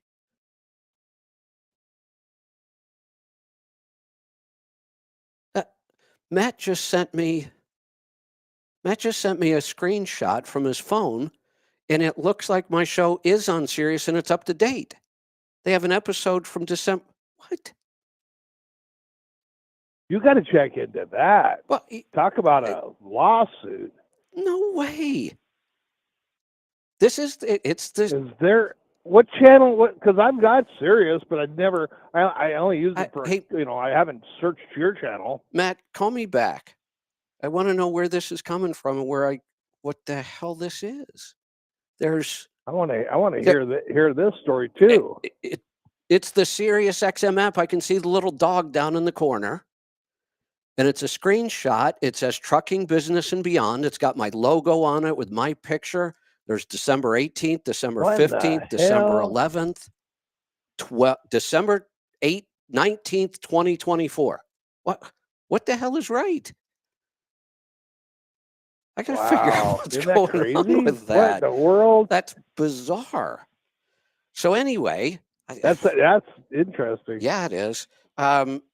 Tim Brady him and I would like butt heads everywhere. I mean, I was just over the guy. He was always trying to kind of glom on to everything I was doing. He wanted to be a part of my seminars. And then I picked up I was reading some industry magazine or article or something, and it mentioned how Tim Brady was getting a show on Sirius. And I said, what? And I called Mindy and I said, hey, Mindy, I said, you and I have been talking about a show and you recommended that I not do it. There wasn't enough. I said, what's going on with Tim Brady? She's like, what? And I said, he put out a press release that he's got a show coming up in a couple weeks on Sirius. She's like, oh, hell no, he doesn't. So I thought, you're kidding me. He doesn't have a show. And she said, no. And I said, look, here's the press release. And I sent it to her. And she says, oh, we'll put a stop to that real quick. So I always thought that was kind of funny. That is funny. Maybe Tim Brady is jayhawking your stuff and putting it on Sirius XM. Where is he? Yeah. maybe he's trolling you. How bizarre is this? Why is my show on their app? I don't know. I want Matt. I want to hear from Matt. I got to deliver this right here, and then I'm gonna. Yeah, I want Matt to call back and tell us what's going on. He's in here right now. I'm gonna bring him in right now. Okay, cool. Matt. Okay, thank you. What is this? I'm trying to bill out my load here. What is this for real? Yeah, the Sirius XM app, which you can go to listen to anything, live, and they also, have the recordings. So I mean, all I did was just went to the search bar and typed in your name, and this is what came up. So if you were to try to download or listen to that show, is it my December 19th show? Well, I haven't gone and listened, but I'm guessing it is. So an hour and 26 minutes was last Friday's show. Let me go to your app and look at how long that show was. So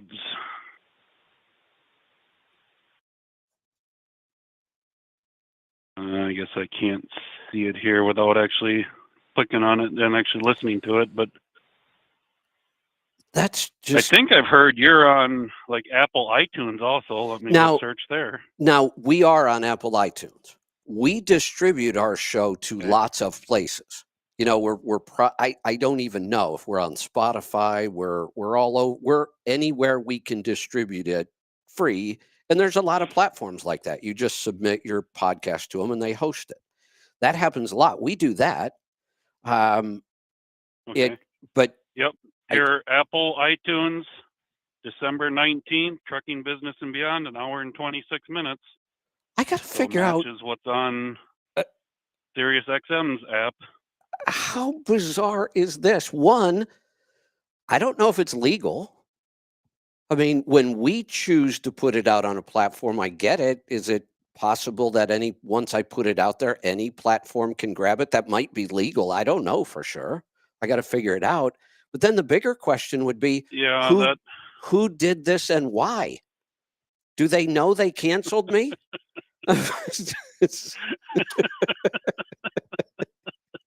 How bizarre. Maybe we should start talking about how bad Sirius XM is and see how long it takes for them to delete your show off of the app. Exactly. Come on. And I've said far worse things than what I got canceled for, and I'm still on. How weird. Yep. Do we want to talk about the laws versus regarding treason? Yeah. And the punishment? That's right. Because what you said was legal. It was. It absolutely was. That was not violence induced. It wasn't hate speech. It was just, this is a possibility. This could happen. And it could. I consider that to be a treasonous statement. It's a treasonous thought.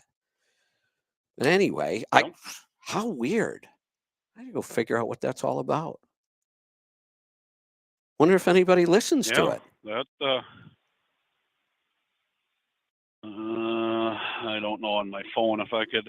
Yeah, I don't know if I can go find out any. I don't think you can see the analytics of it, but honestly, I mean, if I go out there and find out that there's a lot of people listening to it, I guess I'll send them a Christmas card and say thank you. Yeah. I mean, really, what's it hurting? It's not hurting anything. Well, If it's bringing me more listeners, that's for your royalties back. So, yeah, yeah. Huh. uh, That's kind of crazy. Figure out what's going on. That's bizarre. All right. Well, thanks, Matt. so well, hey, I Go had ahead. Yeah. one more topic if you Sure. want to rant about the Cal Art or Cal Oh, yeah. Freight I bankruptcy that you brought up 2 weeks ago now maybe. yeah. And I mean, I realize there's fraud, there's all kinds of strange stuff going on, Right. but Right.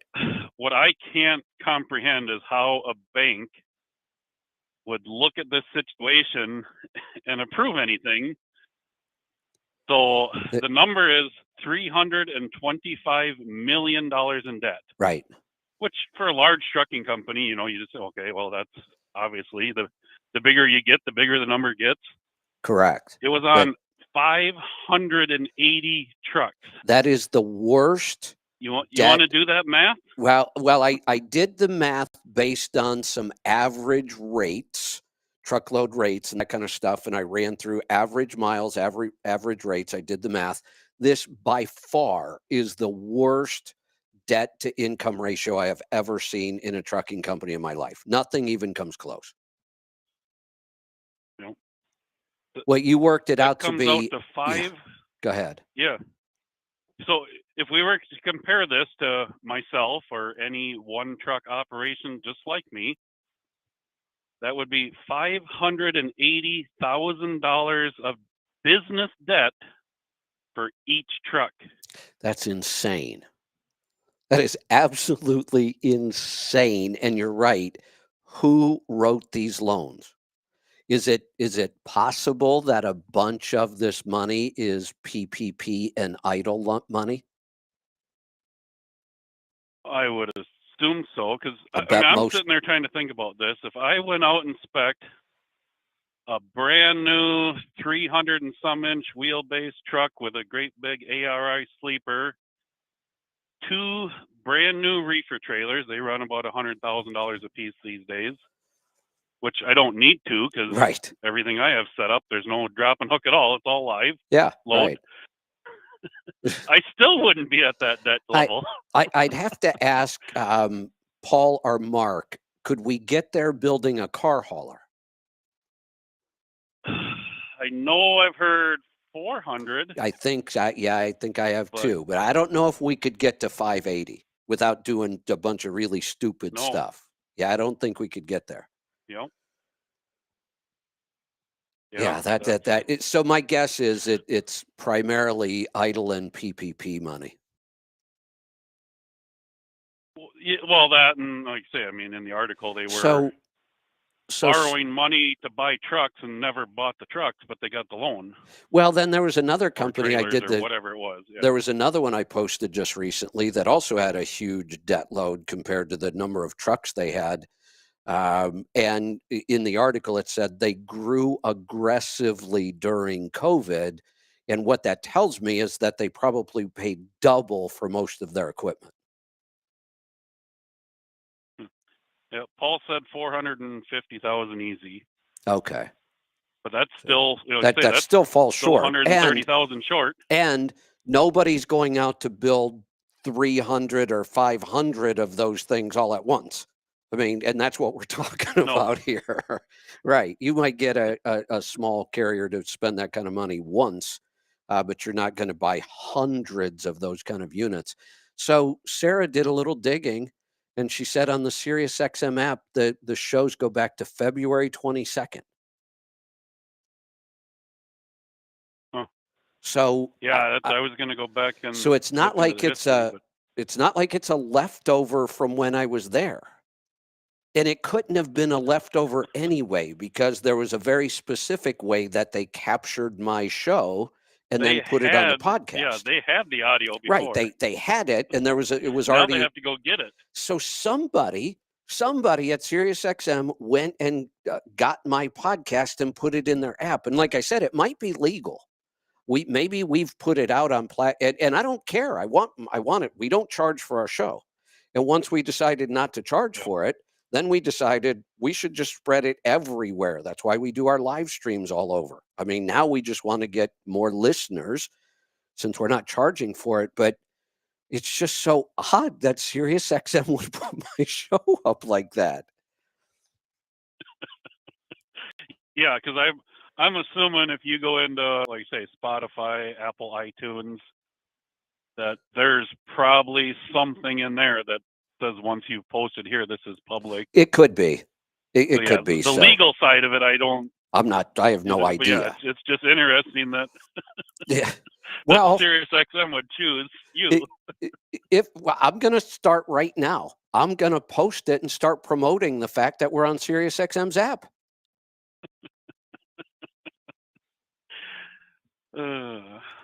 I guess they missed me. Yep. I The guess- question is what dollar amount do they have to offer to get you to go back? That would be NA, not applicable. There is no dollar amount. And I'm serious about that. I would never go back. Yep. Wouldn't do it. If you want to do this, if you want to take my show the way here's the other thing. There's no commercials on my show. Yep. If they want to take my show the way it is and put it up on their app, absolutely, please do. That's awesome. The more I think about it, at first I was kind of a little pissed off, but now the more I think about it, I'm like, oh, this is perfect. I'm going to promote this. Yep. Free advertisement. Absolutely. And more reach. So if they want to put my show back in there, they must be okay with all the stuff I say about vaccines now. And what would happen if I just say it again? Why don't we just try that? Hey, that congressman from Arizona that is now a senator, I think he said a treasonous statement. I think he should be charged for treason. Yep. And if he's found guilty, one of the penalties, am I correct about this? Is the firing squad still legal for treason? I think it is. I have to go look it up. It just says punishable by death. It doesn't. Close give enough. The execution style, So, but yes. So since we're And talking about it again, are they going to cancel me again?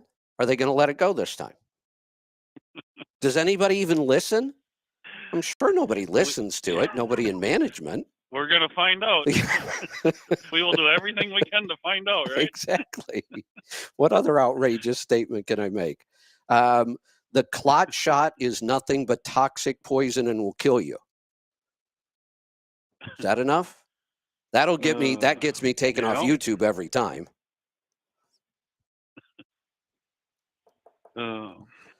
Maybe we'll just have fun with this. All right, Matt. What else you got? Oh, that was it. I was just going to make one more thing about when you talk about different shots. In the beginning, Todd mentioned castor oil. Yeah. Don't screw that up with castor beans. Isn't that where castor oil comes from? Well, I believe so, but there's got to be something in the processing because Ann Rule has a book out about using castor beans to kill somebody. Which one was it? That was the fire something? So now I got to go look it up. Yeah, Ann Rule has so many. The one that takes place in, I believe, Kansas or Nebraska, and the guy was a doctor, and his wife she ends up burning the house down. Is how she finally kills the family. Oh, I know what story you're talking about. Me right now. Yeah, I know exactly what story you're talking about. I don't remember castor. They made a movie out of that one. Bitter Harvest. Bitter Harvest. They made a movie out of that one. I forgot the castor bean angle on that one. Okay. That's right. Yeah, that was her first attempt to try to kill her husband, was using castor beans. And well, then she killed her kids. Yeah, burned her whole family. Yeah. Burned the house down with husband and kids in the house. Yeah. Or no, just the kids. Yeah, I don't think she got the husband. Lived. Yeah, I think he lived. They kids were didn't already get out. separated. He wasn't there. Yep. Right. Yeah, that was a horrible story. Oh yeah. Now everybody is sending And they're me. true stories. Everybody is now sending me screenshots from the app. Yep. Terrence just sent me another screenshot. It's like crazy. That is so. I got to go figure out what's going on with that. Oh man. All That's right. definitely way to end your year, huh? Well, you're not Something kidding. interesting. Yeah. And somebody did bring this up like a month or so ago, and I thought they're just confused. It's easy enough to get confused. They must be looking at a different app or something and just think it's XM. But no, this is it. Everybody's sending it to me. All right, Matt, I'm gonna move along. Merry Christmas. We'll talk to you next year. Let's go to Indiana. Jeff. Hey, yeah, I'm looking at this right now, just going back. It looks like there's Mondays and Thursday shows. Well, They're not every one. How bizarre is that? First off, the fact that I'm even Yeah. on their app after they canceled me is bizarre, but then why Monday and Thursday? Yeah, if I go back, then because this goes back to 23. I'm like, I did what Matt said. I typed it in and went, that can't be true. And there you are with your arms crossed.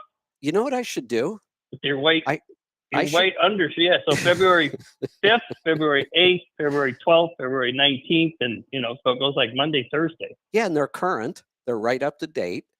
Yeah. With my new shows. You know what I should do? I should take a screenshot and post it on their X account and say, what's with this?